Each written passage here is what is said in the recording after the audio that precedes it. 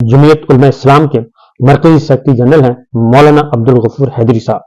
उन्होंने एक वीडियो पैगाम जारी किया है और उस वीडियो पैगाम में उन्होंने कहा है कि चीफ जस्टिस से ओहदे से फौरी मुस्ताफी होने का मुतालबा कर दिया है।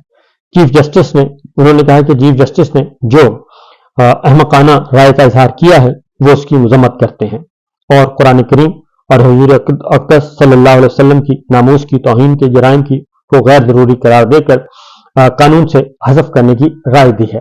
हम चीफ जस्टिस की इस राय को आगे उन्होंने सख्त अल्फाज इस्तेमाल किए हैं कि नोक पर रखते हैं। हम नबी करीम सल्लल्लाहु अलैहि वसल्लम की इज्जत और नामूस का तहफ़्फ़ुज़ करेंगे। कुरान पाक के तहफ़्फ़ुज़ का कानून मौजूद है, जो कानून हाथ में लेगा इसका हाथ और जुबान, आगे फिर उन्होंने सख्त अल्फाज इस्तेमाल किए हैं। चीफ जस्टिस साहब, आप तो सलमान तासीर से भी ज्यादा, आगे फिर उन्होंने सख्त अल्फाज इस्तेमाल किए हैं। इस कुर्सी अदालत पर बैठकर तुमने मुसलमानों की दिल आजारी की है।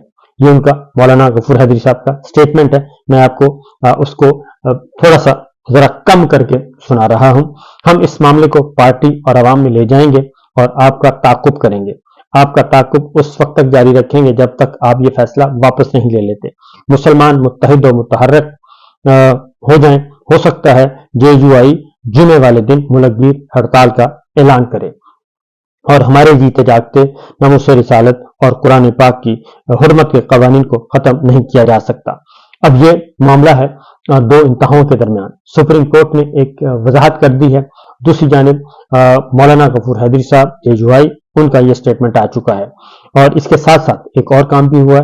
चीफ जस्टिस ऑफ पाकिस्तान के खिलाफ सोशल मीडिया पर धमकी आमेज कैंपेन चलाने वाला शख्स गिरफ्तार हो गया है और इनको गिरफ्तार कर लिया गया है। अब्दुल वासे ने ट्विटर पर चीफ जस्टिस को धमकियां दी और किरदार कुशी की सोशल मीडिया कैंपेन में भी हिस्सा लिया। और इसके बाद अगला काम यह हुआ कि चीफ जस्टिस के खिलाफ सोशल मीडिया कैंपेन में बाकी किरदारों की शिनाख्त का अमल जारी है और इसके बाद यह हुआ कि इमरान रियाज खान को शोकाज नोटिस जारी कर दिया गया और उनको समन किया गया है। फेडरल इन्वेस्टिगेशन एजेंसी यानी कि FIA ने उनको समन कर लिया है और उन पर भी इल्जाम लगाया गया है और असद तूर, हमारे जो हैं दूसरे दोस्त, उनको भी नोटिस जारी कर दिया है और उनको भी बुला लिया है। 20 तारीख को बुलाया है। ये 20 तारीख का नोटिस है और उनको बुलाया है जनाब, उनको 23 तारीख को बुलाया है। उनको 23 तारीख का, असदुल साहब को 23 तारीख को बुलाया है और इमरान रियाज साहब को बुलाया है 23 तारीख को बुलाया है इमरान रियाज साहब को भी। और इमरान रियाज साहब के नोटिस में भी काफी उनको क्लैरिटी के साथ लिखा है जनाब आपने ये काम किया है। जजिस के खिलाफ मजमून मुहिम चलाने पर नोटिस जारी किए गए हैं और इसके साथ साथ मौलाना गफूर हैदरी साहब ने एक और भी दूसरा काम भी साथ ही किया है।